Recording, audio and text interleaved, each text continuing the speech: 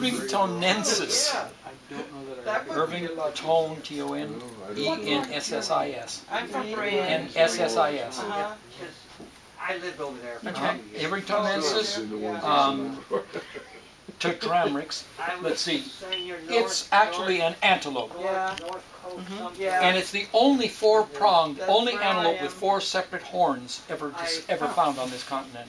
And when you found it, were the horns still attached, or they were? Yes, my brother and his brother were sitting having lunch, and they saw these two bones sticking out of the ground, and they thought they were saber cat tigers' teeth, and so they started digging, and when they finally dug, they realized that these were horns. And so these two tips were first seen, and as they dug this whole thing out. And the skull cap with the horns is at the museum at Berkeley. And it is one of the most important fossils in the United States, in the world. It's the only four-horned antelope that has ever been found. And that's 2 million year old animal. Then there is another fossil, and it's the great story. It's my best story. So my father was watching them bulldoze the ground, and the man, this was Mr. Bell, who owned the gravel pit, he bulldozed up an enormous rock, really big rock, I would say 50-pound rock, and it was solid, looked like solid cement. And so he was looking for a rock for his house they had there at the gravel pit.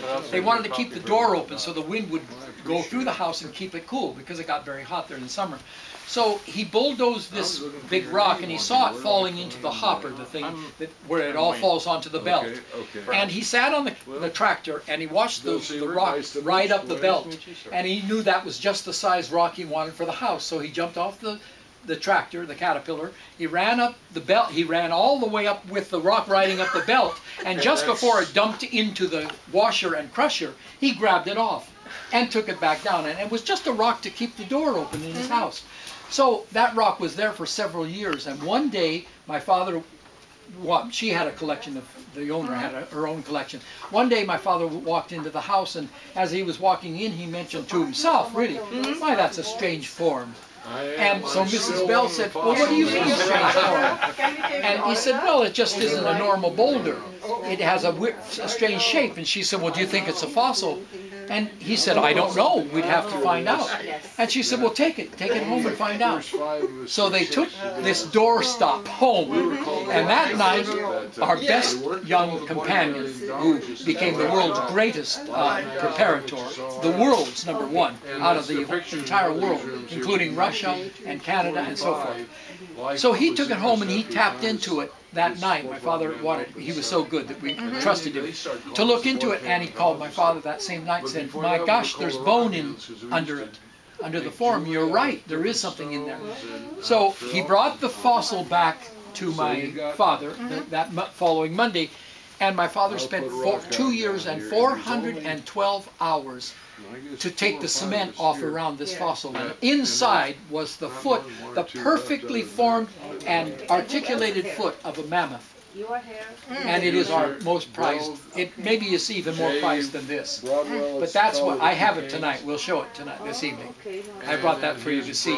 And that is our most prized. And then the story is a good story, because my father, when I came, I lived in Europe for 30 years. So when I came back, I went out to see UC Berkeley's exhibition, great exhibition at the Black Hawk Museum in Walnut Creek. And at that encounter, one of the professors that I had known as a child was there, and he came up and he said, Billy, said, we're glad to see you. He said, what about the foot? And I said, what foot? And he said, the foot that's on your coffee table. Oh, you mean that foot? What? It's still there. And he said, do you know the story about the foot? And I said, well, no, what's the story? I know it's there, so I know what it is. It's a mammoth foot. He said, oh yeah. He said, well, the story is that was payback. Your father gave it to your mother as a personal present, and it was left in her will as a personal property, personal present, as payback for all the nonsense she put up with, this digging and dirtying up her house with dust. So he gave her a priceless heart. I think it's a wonderful story. And my mother, she eventually went blind, but she would still come down every day from her bedroom upstairs, 8 steps down. And the first thing she did is walked over to the coffee table and felt the foot. And one day I borrowed the foot and I took it to Chabot to do a show and tell. And you didn't tell her? I didn't tell her, and when I got home she was sitting on the couch and she was hysterical. Just crying her heart out. Billy, they took the foot. Someone took the foot. And she was sure it had been stolen somehow in the meantime. And of course I never took it out of the house again without telling her. Did you get a good spanking out of it? Oh, I got a good scolding. Don't you ever do that again to me. Because every day, and I realized it was her ritual, her daily ritual. And that's what Dad, and it wasn't like Dr. Savage had said. He was the one who wrote the book on Irvington, this wonderful professor. And he said, that was payback. Your father owed it to your mother after 412 hours